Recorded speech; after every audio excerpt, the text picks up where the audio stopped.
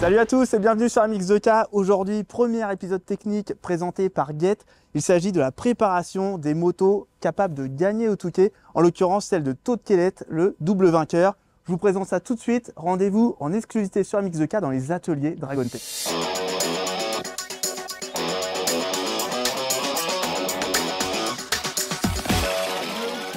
Salut Antoine. Merci de ton accueil. Alors Guillaume, toi tu es le gérant ici de chez Dragon Tech. Oui. Et ici on est dans un lieu un peu spécial. Déjà d'une part parce qu'on est le premier média spécialisé à venir ici. Oui. Merci beaucoup.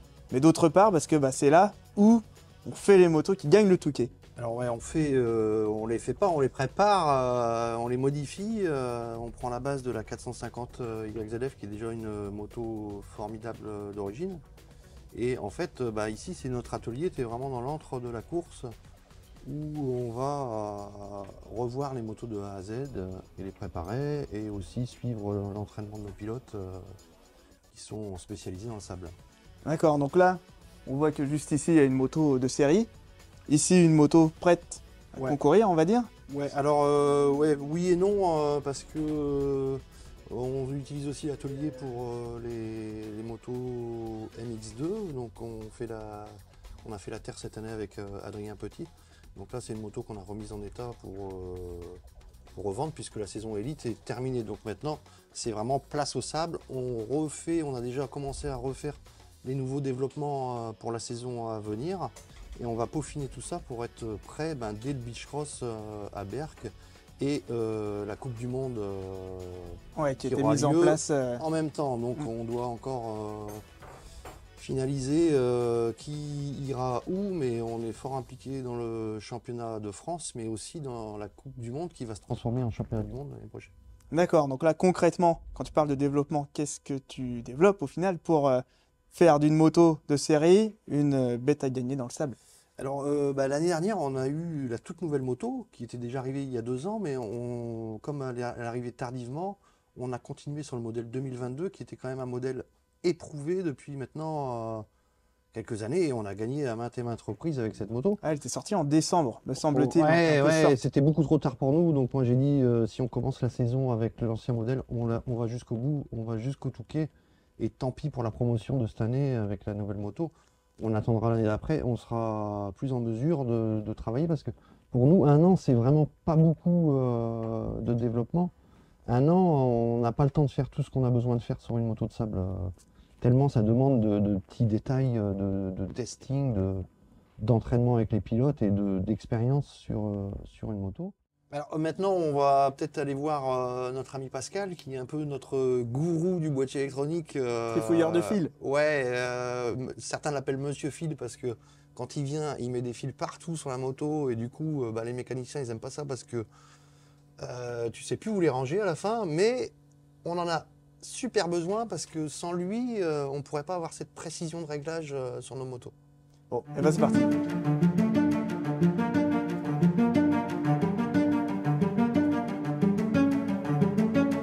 Bonjour Monsieur Phil. Bonjour Antoine. Ça va Pascal? Ça va et toi? Eh ben ouais. Bon là tu bosses avec ça pour la moto de Todd Kellett? Absolument, on bosse avec le dernier SX1 Pro, donc dernière génération de boîtiers électroniques de chez Get, et pour préparer la saison septembre 2024. Et donc ça, qu'est-ce que ça a de mieux que le MX Tuner d'origine par exemple? Alors qu'est-ce que ça a de mieux que l'ancien boîtier, enfin le RX1 Pro? Tout simplement, ça nous permet d'utiliser des nouveaux outils comme les boutons intelligents ou comme en fait le Wi-Fi-Com qui nous permet également de voir en direct en fait comment se comporte le moteur et un microprocesseur un petit peu plus performant que ce qu'on avait sur l'ancien modèle. Voilà, tout simplement. Ok, et donc là, voilà, on a dit qu'effectivement, nouveau pot, là on voit les radiateurs Radia soudure, modification moteur en interne. Comment ça tu fais pour que tout puisse bien s'imbriquer et que le moteur tourne rond et pour longtemps, du moins 3 heures à fond? Alors, tout simplement, on a besoin d'une acquisition de données. Donc l'acquisition de données nous permet d'enregistrer absolument tous les paramètres du moteur pendant qu'il est en train de tourner. Pourquoi on fait ça? Tout simplement parce que cette moto, à la base, elle n'est pas prévue pour faire des courses de sable. Donc du coup, on a besoin de savoir comment se comporte le moteur, quels sont les paramètres qu'on doit modifier, notamment eau, huile, qui ont tendance à surchauffer. Et bon, il faut savoir que sur un moteur, en fait, l'huile représente 30% du refroidissement. Donc si on n'arrive pas à la stabiliser, en fait, elle va engendrer des phénomènes qui peuvent être désastreux pour le moteur. Donc l'acquisition de données nous permet de voir qu'est-ce qui se passe en temps réel sur la moto et qu'est-ce qu'on doit modifier ensuite. Donc que ce soit l'essence, l'eau, l'huile, etc. Donc ça, avec ce boîtier-là, en fait, c'est la dernière étape de la préparation d'une moto, en fait, parce que si je comprends bien, si tu changes même de l'huile ou voilà, un autre élément, tu es obligé de refaire ton travail pour s'assurer que tout soit rond. Absolument. C'est-à-dire qu'une fois qu'on a toutes les informations du moteur, qu'on a toutes les informations du comportement moteur, en fait, on va pouvoir réadapter avec ce boîtier, rééquilibrer en fait je dirais les défauts qu'on va rencontrer. Alors bien entendu, on ne peut pas modifier les paramètres d'huile avec ce boîtier, mais donc il va falloir qu'on gère d'abord les températures d'huile, les températures d'eau, et une fois qu'on a fait ça, à ce moment-là, on va pouvoir, je dirais, remettre tout à niveau et même mettre des sécurités quand la moto, par exemple, il se passe un événement imprévu, un goulet, on le sait, au Touquet, ça arrive fréquemment. Bon, les pilotes de pointe ont tendance à les éviter, mais imaginons qu'ils ne l'évitent pas. Donc on va pouvoir mettre en cas de surchauffe des sécurités qui permettent au moteur de revenir dans des paramètres cohérents, quoi. D'accord, donc là, c'est foncièrement pour la partie sable. C'est quoi l'avantage pour quelqu'un qui fait du cross, par exemple, de l'avoir? Alors quelqu'un qui fait du cross, pour l'avoir, souvent, en fait, ils vont mettre un pot d'échappement, donc ils vont essayer d'upgrader le moteur. Ça va permettre, à un moment donné, de rééquilibrer, parce qu'un pot d'échappement va sortir certains paramètres techniques de carburation de leur niveau. Ça va nous permettre de rééquilibrer tout ça et d'avoir une moto qui est agréable à rouler, qui est performante. Et également, avec le Wi-Fi-Com aujourd'hui sur ce type de produit, ça va permettre aux pilotes, en fonction des conditions météorologiques, en fonction de comment ils pilotent, de rééquilibrer en fait et je dirais d'adapter sa moto, d'adapter le comportement de la moto à son type de pilotage. D'accord. Ah, et donc c'est pas uniquement pour la moto, mais aussi pour le pilote? Bien sûr. D'accord, donc ça veut dire qu'on a un taux de kellette qui est petit avec un pilotage plus incisif qu'un Milko Potisek qui est plus grand, beaucoup plus debout sur la moto. Les deux vont avoir un réglage différent de leur boîtier. Milko, par exemple, pour parler de Milko, il a besoin d'une moto très joueuse, donc une moto qui répond très très vite, enfin très bien en bas régime. Donc ça, c'est un de ses critères. Donc on va pouvoir adapter. Todd est un peu plus agressif et va demander une moto qui monte un peu plus fort dans les tours, etc. On va pouvoir également l'adapter, effectivement. D'accord, ok. Bon, tu nous montres comment on fait? Avec grand plaisir. Donc on va poser ce boîtier sur la moto et puis on va aller au banc et puis je vous montrerai un petit peu ce qu'on va faire. Ça marche.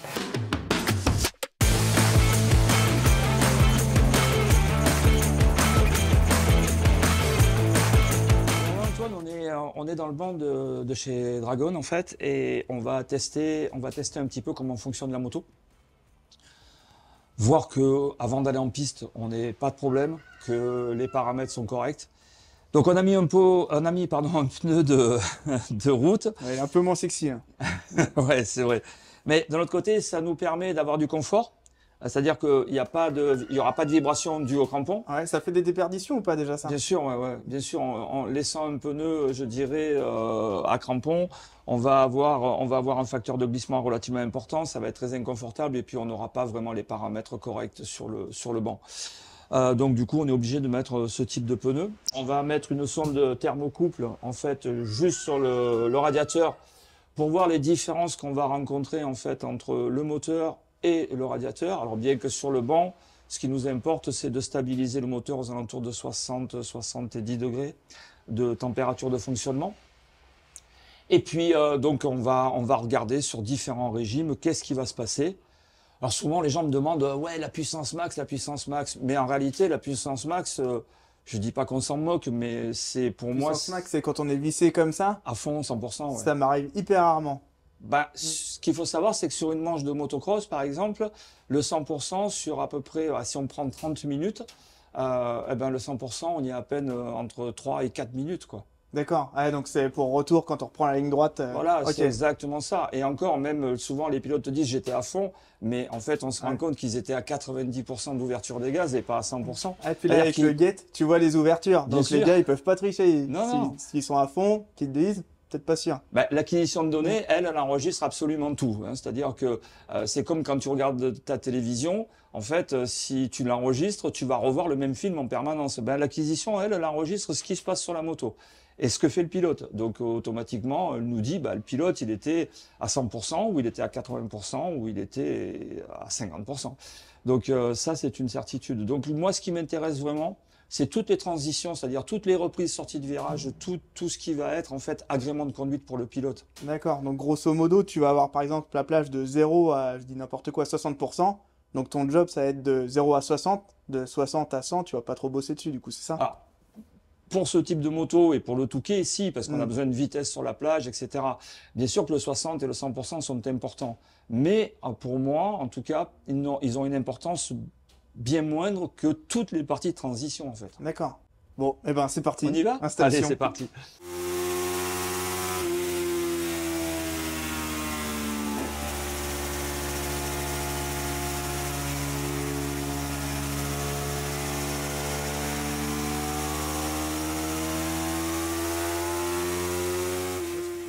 Bon, mais je crois que le job, il est fait.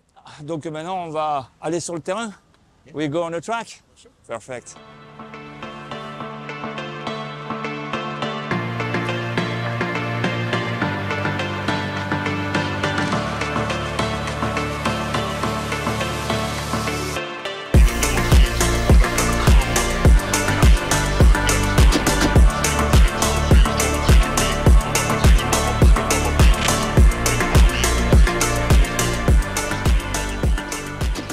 On se retrouve sur le terrain, sur le training.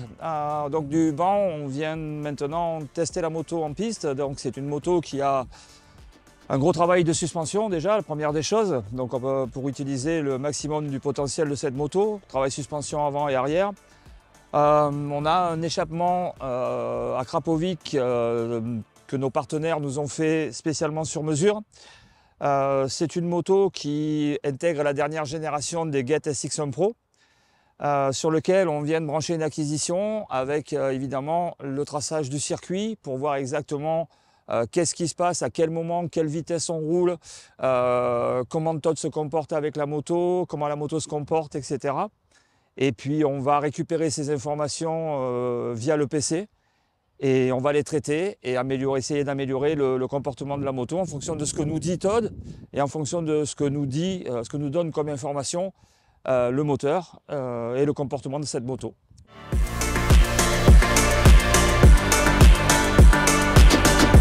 Hey, ça va? My name is Todd Kellett. I'm riding for Monster Energy DragonTech Yamaha.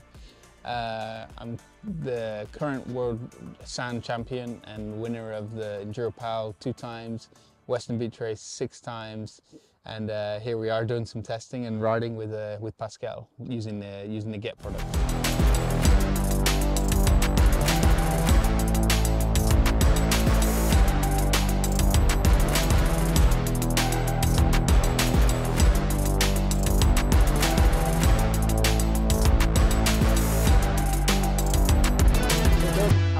We work together from several years in Dragon team and with Get products.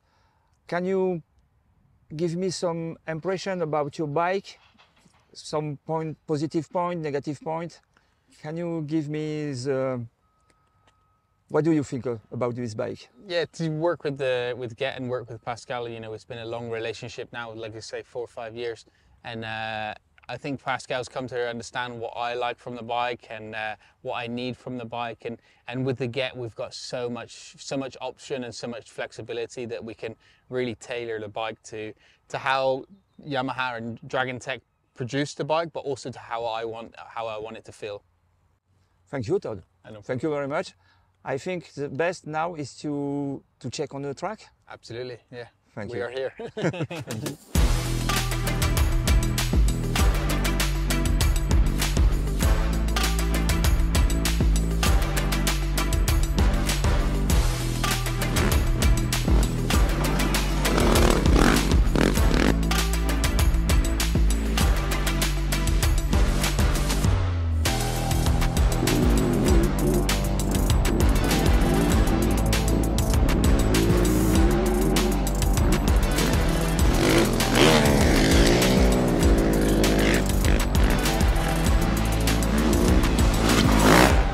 Yeah, working with Pascal, the major benefits for me is how custom we can be. You know, if I want to change just a little bit here or change just a little bit there, everything's possible, and I'm really grateful to be working with him.